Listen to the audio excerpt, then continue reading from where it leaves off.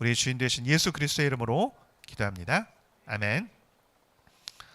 오늘 성탄절입니다. 온 백성에게 미칠 큰 기쁨의 좋은 소식이 우리 가운데 임한 날이죠. 이스라엘 입장에서는요, 수백 년 동안 기다려왔던 그 하나님의 약속이 이루어진 날입니다. 그리고 천사의 선포가 바로 그 기다림의 결실을 선포한 그런 선포가 되는 것이죠. 여러분, 이 모든 그 기다림이 다 믿음의 기다림은 아닙니다. 어떤 기다림은요, 영혼을 살아나게 합니다.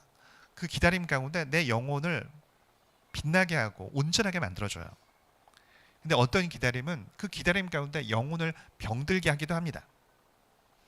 성경에 보면 예수님의 오심을 간절히 사모하며 기다렸던 여러 사람들이 나타납니다. 대표적으로 이 누가복음 2장의 시므온이죠. 로마의 식민지 시기 가운데 하나님께서 이 나라를 위로해 달라고 간절히 기도하던 사람입니다. 문자 그대로 자나깨나 기다렸던 건 무엇이냐면 도대체 언제 예수님이 오시나, 언제 메시아가 우리 가운데 임하실까, 이것을 자나깨나 사모했던 사람입니다. 더욱이 이 사람 같은 경우에 성령께서 이분에게 이제 얘기를 해준 거예요. 너 그리스도를 보기 전에 너 죽지 않을 거라고. 그러니까 이 시몬의 마음에는 이 그리스도를 만나고자 하는, 다시 보고자 하는 그 열정으로 가득히 채워져 있었던 것이죠. 그 소망 가운데 살았던 겁니다. 그리고 이제 드디어 이 마리아의 품에 안겨 있었을 터인데 그 안긴 아기 예수를 성전에서 보게 됩니다. 그때 굉장히 감동적인 고백을 해요. 누가복음 2장 29절에 보면은 이렇게 얘기합니다. 주제요, 이제는 말씀하신 대로 종을 평안히 놓아주시는도다. 여러분, 이게 사람이든 어떤 선물이든 너무너무 간절히 만나거나 기다리는 것들이 있을 수 있어요. 그러면 너무 오래 기다리고 너무 사모하는데 오래 기다리면 어떤 마음이 드냐면 영혼이 피로한 마음이 들거든요. 너무 기다리다 보면요, 막 목이 마르다고요. 그 시므온의 마음에 어떤 마음이 있냐면 그 목마름으로 가득히 채워진 겁니다. 아마 이랬을 거예요. 밤에 이렇게 한 번씩 잠에 깰 때도 언제 메시아가 오시나, 언제 메시아가 오시나, 너무 목마르다, 이런 마음으로 살았던 사람이죠.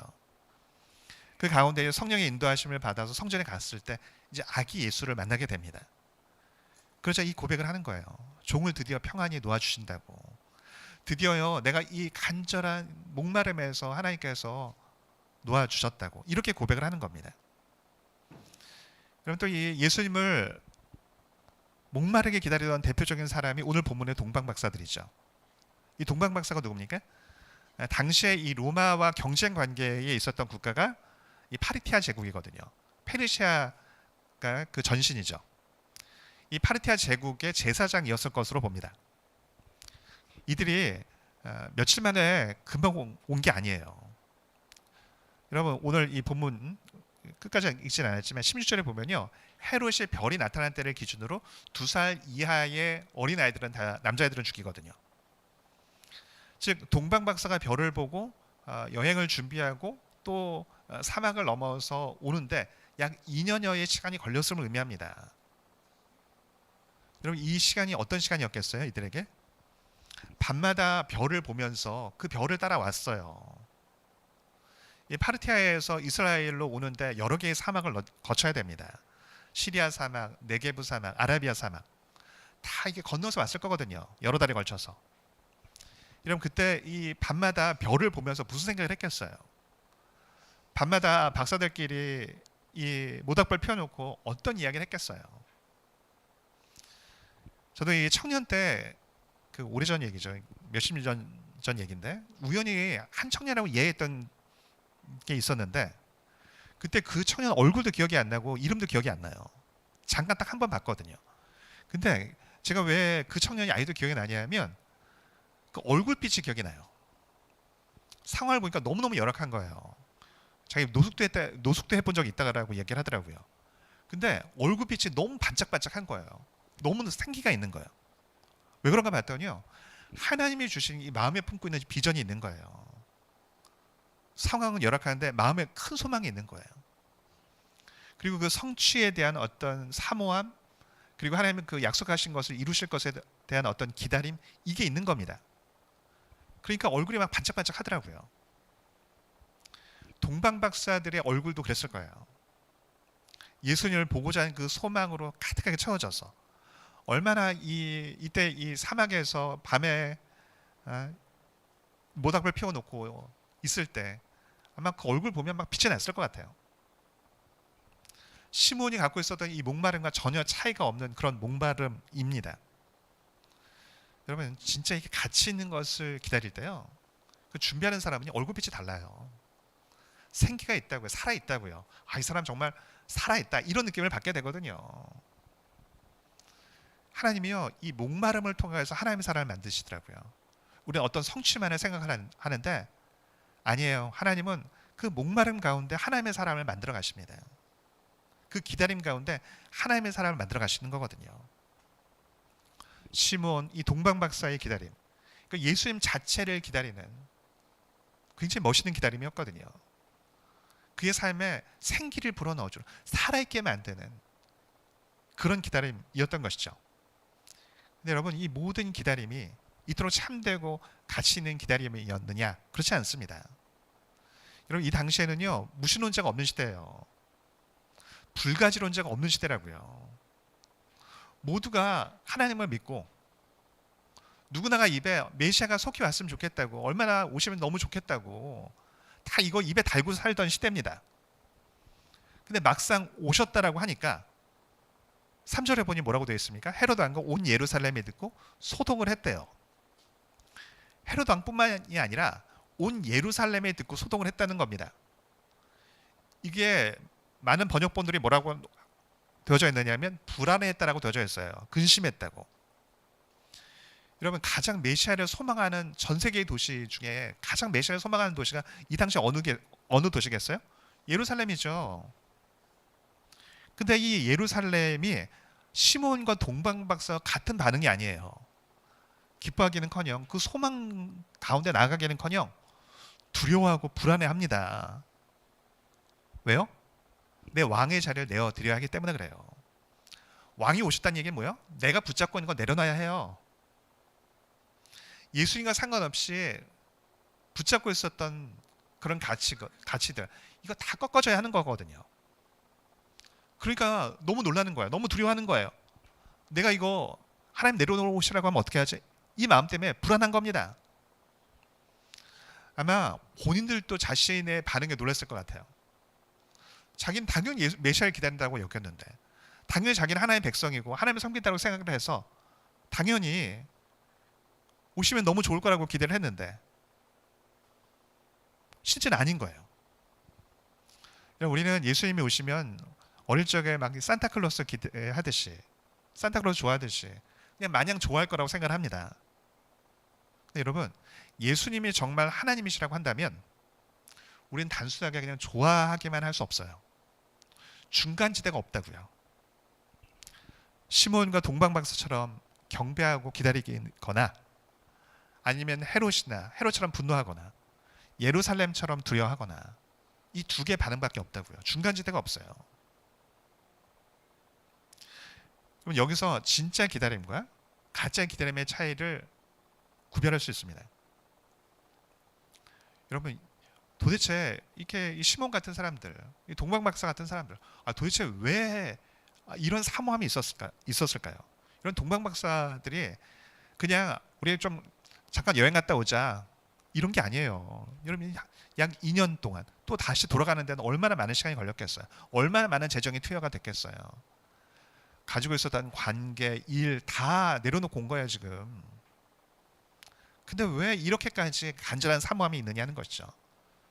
여러분, 내가 나에게 절망하지 않으면요, 예수님에 대한 사모함이 있을 수 없어요. 나에게 절망한 것만큼 예수님에 대한 사모함이 생기더라고요. 나에게 소망을 두지 못한 것만큼 하나님께 소망을 두는 겁니다. 내가 나를 위해서 내 힘으로 성을 쌓고 있는 사람은 이런 소망 가질 수 없다고요. 제가 이제 과거에 그 부교육자로 사역을 할 때, 뭐 학생부나 어떤 청년부에서 이제 수련을 가거나 하면요, 끝나면 작정을 시키지 않았는데도 불구하고 갔다 와서 학생들의 청년들이 우르르 새벽 예배를 나오더라고요. 전 그때 그냥 당연하다고 생각했는데 요즘 보니까 그게 되게 특별한 은혜였어요. 처음으로 이제 새벽 예배를 나오면요, 이제 교회에서도 놀라고 부모님들도 되게 좋아하는 분들 많아요. 내 애가 맨날 이렇게 그냥 그냥 흘러 사는데 애가 이제 막 새벽 예배를 나오기 시작하니까. 그래서 이게 필요한 거 있으면 좀 지원하고 싶다 이런 분들도 계시는데 의외로 싫어하는 사람들도 있습니다. 이유가 뭘까요? 새벽기도 끝나면 와서 공부를 열심히 해야 되는데 와서 잔다는 거죠. 그럼 그 학생들이 원래 공부를 열심히 했는데 그랬느냐? 아니죠. 원래 새벽까지 오락하던 학생들이에요. 근데 그 부모님 마음 뭐냐 이거예요. 은혜를 받고 그럼 바로 성적으로 연결이 돼야 한다는 거예요. 지금 마음을 못 잡고 막 놀던 학생이 은혜 받고 마음 잡으면 너무 좋아해야 되는데 그게 아니더라고요. 이게 무슨 의미가 있냐는 거예요. 왜요? 지금 내 성을 쌓는 데 도움이 돼야 한다는 거예요. 은혜를 내 성을 쌓는 도구로 삼고 싶은 겁니다. 내 계획을 돕는 재료가 되기를 원하는 거예요. 예전 그런 경우도 있었는데 담임 목사님도 안 좋아하실 때가 있더라고요. 보니까. 왜요? 주일날 이제 예전 고등부 지도를 할 때 이 예배 끝나고 이제 또 아이들하고 또 이제 뭐 성공부도 하고 이렇게 시키고 했었거든요. 그러면 애가 이제 업이 된다는 거예요. 공부를 해야 되는데. 또 주중에 이제 제가 이제 또 찬양 집회도 끌고 가고 이랬거든요. 그러면 또 주중에 또 애들이 업이 된다는 거죠. 그러면 애 언제 공부하냐. 애를 좀 눌러 놓으면 또 자꾸 중간에 또 업을 시켜 놓으면 내 성을 쌓고 싶은 거예요. 여러분 그거 아세요? 몇 년 전부터 한 10여 년 전부터 잘 사용하지 않던 단어가 있습니다. 원래 잘 사용을 했는데 그게 뭐냐면 유토피아라는 단어래요. 유발 하라리의 사피엔스라는 책에 나온 지 한 10년 좀 넘었더라고요. 여러분 지금 보면 달라요. 그 책에서 뭘 주장하냐면 사회가 계속 진보하고 있다고 얘기하거든요. 인간 역사를 통계를 이렇게 제시를 하면서 과학이 발달하면서 인권의식이 생기고 그래서 전쟁이 줄어들고 기아가 사라져 가고 있고 그리고 이제 이 대규모 전쟁은 이제 일어나기 어렵다. 그 얘기를 했었다. 그 책에서는. 통계적으로 계속 줄어들고 있으니까. 이제 와서 전쟁을 일으켜서 그 땅을 차지하는 게 기술이 중요한데 실리콘밸리를 정복한들 그게 무슨 의미가 있겠냐. 그런 예를 들거든요. 근데 지금 그 얘기가 맞아요? 그 책에서는 마치 시간이 가면서 점점 세상이 진보하고 뭔가 이렇게 유토피아 비슷하게 갈 거라고 이렇게 얘기하는 거였거든요. 네, 그렇게 믿는 사람이 있어요? 오히려 요즘에는 보면 많이 사용되는 단어가 뭐냐면 디스토피아라는 단어더라고요. 왜요? 이제 세상이 점점 더 나아질 것이라는 기대가 점점 사라져가고 있는 거예요. 여러분 세상에 대한 기대뿐만 아니라 사람에 대한 기대도 마찬가지입니다. 이번 주에 이렇게 기사들 많이 보셨을 것 같은데 저속노화 정희원 교수 기사가 쭉 나왔던데 전 진짜 깜짝 놀랐어요. 저도 이제 강의를 여러 개 이렇게 들어봤거든요. 보면서 와 되게 멋있게 산다 이런 생각을 했었어요.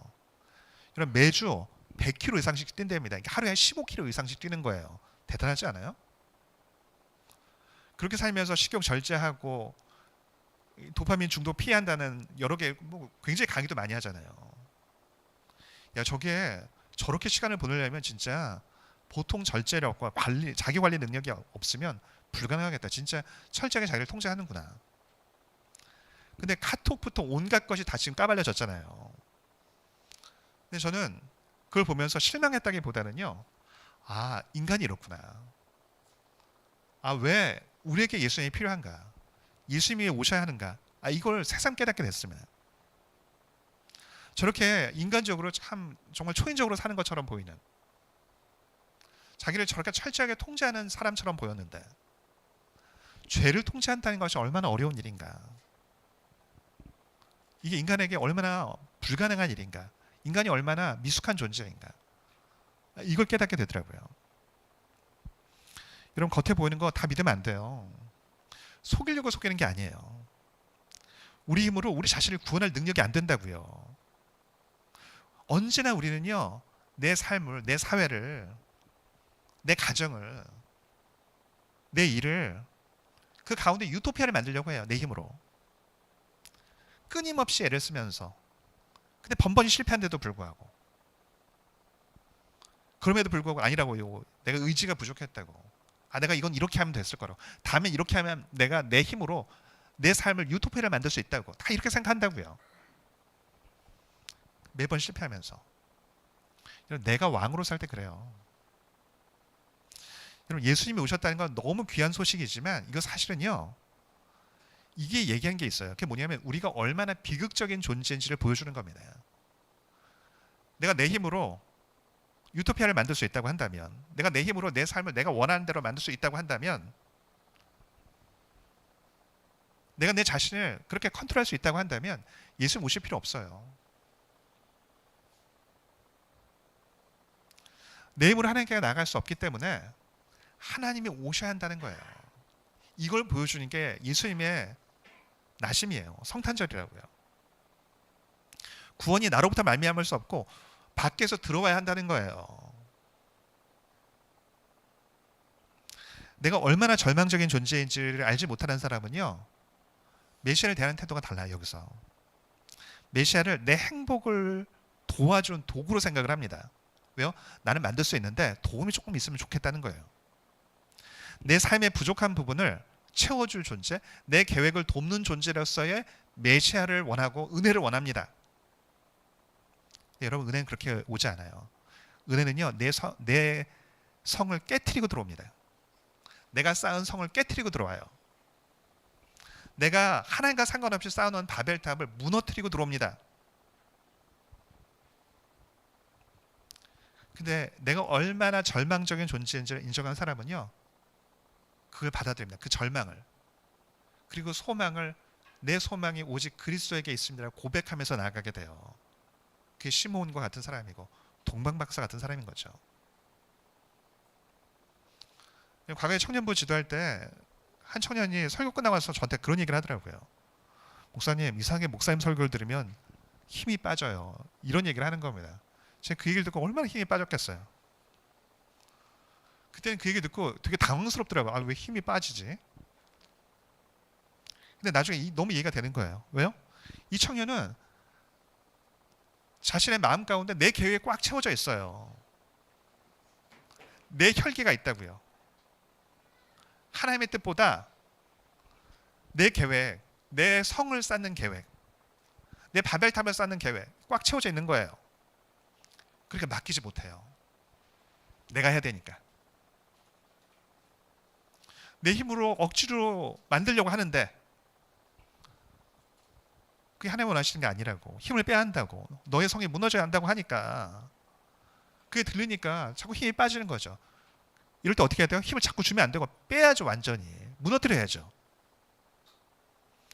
여러분, 억지로 내 힘으로 하려고 하니까, 내 성을 쌓으려고 하니까 되든가요? 내가 열심히 그렇게 만들어 보니까 내 삶이, 내 가정이, 내 관계가 점점 더 유토피아가 되더냐고요. 그럼 그렇게 하세요. 우리는 얼마나 더 실패를 해야 내 힘으로 불가능하다는 것을 진짜로 인정을 하고 철저하게 하나님께 무릎을 꿇을까요? 오늘 좀 전에 우리 새가족 간증을 했지만, 여러분, 겉보기에 아무 부족이 없어요. 대학 교수고 남편은 국영기업체에서 일하고 잘생긴 아들도 있고. 근데 왜 예수님께 나옵니까? 내 힘으로 살아보니까 내가 능력이 있고 내가 내 통제하에 내 삶이 된다라고 생각을 해서 살았는데, 그래서 악을 쓰고 문제가 있으면 내가 이건 고쳐야 한다고요. 이게 잘못된 건 옳은 내가 고쳐야 하는 거라고. 이렇게 생각하면 살았어요. 근데 깨닫게 되는 게 뭐야? 안 된다는 거예요. 불가능하다는 거. 그러고 나니까 어때요? 그 절망이 감사하게 되는 거예요. 그 절망이 너무너무 절망스러운데, 아니 악을 써도 안 되는 거면 이거 얼마나 절망스러운 얘기예요. 아 내가 최선을 다했는데 너무 절망스러운 얘기죠. 근데 뭐라고 한증해요? 감사가 된다고. 그 문제가 7년 동안 8년 동안 이게 진짜 삶을 너무 치고 들어와서 날 너무 절망에 빠뜨리고 지옥으로 빠뜨렸는데 그게 오히려 왜 감사가 되냐고요. 그것 때문에 예수를 만났으니까. 바로 지난주 며칠 전이죠. 그 얘기를 잠깐 하더라고요. 아 왜 이 좋은 예수님을 자신이 좀 더 일찍 만나지 못했는지 너무 아쉽다고, 너무 안타깝다고. 아 왜 주변에 크리스찬들을 보니까 너무 많았는데 아 왜 나에게 이게 좀 더 일찍 전해주면 좋았을 텐데 왜 이게 안 전해주는지 모르겠다고. 그런데 그런 생각이 들더라고요. 주변 크리스찬들도 너무 이해가 돼요. 부족한 것이 없어 보이니까. 여러분 그렇지 않아요. 겉보게 다 막 아까 그 정용 교수나 뭐가 부족해 보이냐고요. 근데 여러분 인간이 그런 존재라고요. 우리 힘으로 유토피아를 못 만든다고요. 내 힘을 빼고 내 계획을 내려놓고 여러분 하나님께 맡길 때 하나님께서 그때 은혜로 세워주신 거예요. 너무 하나님 믿는다고 하는데 내 절망이 없어요. 그래서 어떻게 해서든 결정적인 순간에 내 발톱을 드러내고 내 혈기를 드러내면서 내가 만들려고 해요. 그러니까 매번 그 영역에서 계속 무너지는데 다음에는 이렇게 내가 발톱을 세우면 될 거야. 이렇게 내가 억지를 피우면 될 거야. 이렇게 내가 더 의지를 가하면 될 거야. 안 된다니까요.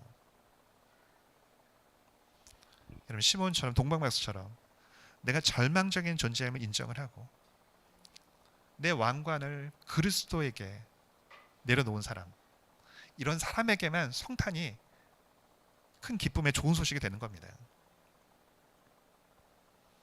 근데 하나님이 우리가 왜 하나님이 너무 필요하다는 거, 예수님이 너무 필요하다는 걸 잘 아세요. 그런데 그럼에도 불구하고 우리의 팔을 막 힘으로 꺾으시면서 너 믿을래 안 믿을래? 너 왕관을 내 앞에 내려놔야 돼. 이렇게 막 강요하진 않으세요. 근데 어떻게 내려놓을 수 있습니까? 두려움 때문이 아니라 사랑 때문에 내려놓을 수 있게 돼요. 여러분 연초에 이제 성경을 읽으려고 이제 작정할 수 있는데 구약 성경은 어려우니까 이제 신약부터 읽는다. 마음을 먹는 경우가 있죠. 첫 장부터 막힙니다. 왜요? 족보가 나오니까. 근데 저는요 이 마태복음 1장의 족보가 참 좋습니다. 왜요? 예수님이 죄되고 소망 없는 우리와 하나라는 것이 느껴지기 때문에 그래요. 여러분 이 당시 족보는요 명함하고 똑같아요. 당신 누구냐? 족보 얘기해 주는 거예요. 내 부모님이 누구인지, 내 조상이 누구인지, 이게 이 시대의 명함이라고요. 이력서라고요. 여러분 이력서 쓸 때 나쁜 이력 씁니까? 안 쓰죠. 여러분 예수님의 족보를 자세히 들여다보면요 어떻게 이런 사람이 예수님의 조상일 수 있는가 라는 사람들이 등장을 합니다. 절대 이 족보에 들어올 수 없는 이방인, 근친상간한 사람, 매춘, 가늠한 여인, 이게 예수님의 조상의 목록에 들어와 있어요. 라합, 룻, 다말, 우리아의 아내 밧세바, 이런 사람이 예수님의 족보 안에 들어와 있다고요. 여러분 이 족보가 보여주는 게 뭐예요?